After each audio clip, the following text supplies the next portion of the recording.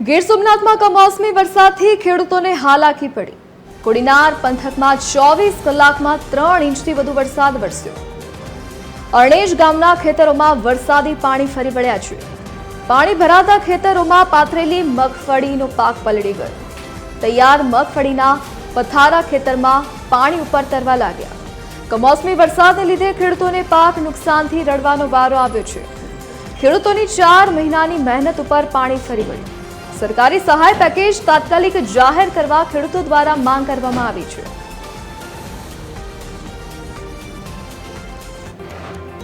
તો ગીર સોમનાથમાં ભારે વરસાદ વરસ્યો તો કમોસમી વરસાદથી ખેડૂતોની હાલત કફોડી બની છે। કોડીનાર પંથકમાં 3 ઇંચથી વધુ વરસાદ વરસ્યો છે, જેના કારણે ખેતરોમાં પણ પાણી ભરાઈ ગયા છે। અરણેજ ગામના ખેતરોના આ દ્રશ્યો, જેમાં વરસાદી પાણી ભરાઈ જવાને કારણે ખેતરમાં પાથરેલી મગફળીનો પાક પલળી ગયો છે। મગફળીના પથારા ખેતરમાં પાણી ઉપર તરવા લાગ્યા, જેના કારણે ખેડૂતોને મોટું નુકસાન થયું। તો પાક નુકસાનીના કારણે ખેડૂતોને રડવાનો વારો આવ્યો છે। ગીર સોમનાથ જિલ્લામાં 2 દિવસથી જ અવિરત વરસાદ છે તે પડી રહ્યો છે। ત્યારે કોડીનાર તાલુકામાં 3 ઇંચથી વધારે વરસાદ પડ્યો છે ને ખાસ કરીને વાત આવે તો ખેડૂતોને નો સામનો કરવાનો વારો આવ્યો છે। આ કોડીનારના અરણેજ ગામના દ્રશ્યો છે કે જે ખેડૂતોનો જે મગફળીનો પાક છે તેમના પાથરાઓ છે તે પલળ્યા છે અને ખેતરો છે તેમાં પાણી ભરાયું છે। ત્યારે ખેડૂતોની મુશ્કેલીમાં ફરી એક વખત વધારો થયો છે, કારણ કે જે 2 દિવસથી જ ગીર સોમનાથમાં જે વરસાદની આગાહી કરવામાં આવી હતી, ત્યારે જે ધીમી ધારે વરસાદ છે તે હાલ પડી રહ્યો છે। જે અરણેજ ગામના જે ખેડૂતો છે તે TV 13 સાથે જોડાયા છે, તેમની સાથે જ વાત કરશું। શું કહેશો, કેવો વરસાદ છે? જો અત્યારે આમાં તમે જોઈ શકો છો કે કેટલો વરસાદ છે અને કેટલું પાણી છે, અને પાછા જમીનમાં પડેલા છે સાહેબ। અને અત્યાર સુધીમાં જેટલો ખર્ચો જે કરવાનો હતો એ પૂરો થયો, અને હવે પછી આમાં પાક તૈયાર થયો અને પાક લેવાનો સમય આવ્યો તો આવી રીતનું વરસાદ આવી ગયો, તો આવી રીતનું ખેડૂત કોઈ બચી ન શકે। જે બીજા એક ખેડૂત છે તેમની સાથે વાત કરશું। શું કહેશો, કેવો વરસાદ પડ્યો છે અને ખેડૂતોને કેવી નુકસાન?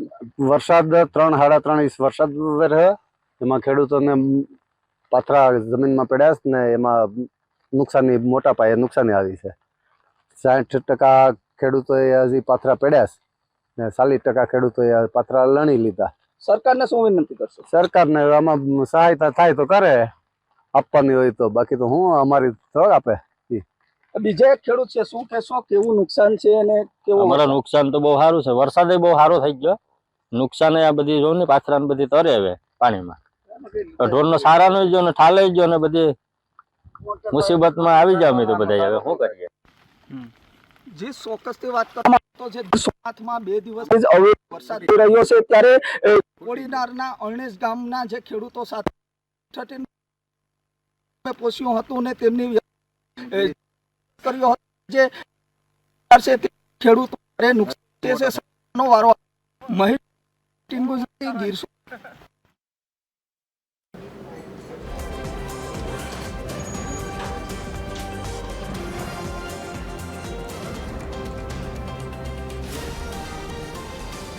ગીર સોમનાથમાં કમોસમી વરસાદથી ખેડૂતોને પાક નુકસાન। MLA ભગવાનભાઈ બારડે લીધી નુકસાનગ્રસ્ત વિસ્તારોની મુલાકાત। ઝાલાવાવડી, પ્રશાવડા, લોજવા, બળવલાની મુલાકાત લીધી।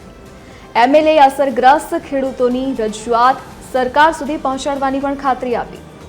સૂત્રાપાડામાં વરસાદથી ખેતરોના પાકને વ્યાપક નુકસાન થયું છે। ખેડૂતોને મોટી નુકસાની ભોગવવાનો વારો આવ્યો છે। વરસાદને કારણે ઘણું બધું ખેડૂતોને અત્યારે નુકસાન થઈ રહ્યું છે, અને એની જાત તપાસ કરવા માટે હું સવારથી અત્યારે મારા વિસ્તારના ગામડાઓમાં કોસ્ટલ બેલ્ટમાં સૂત્રાપાડા તાલુકામાં નીકળ્યો છું।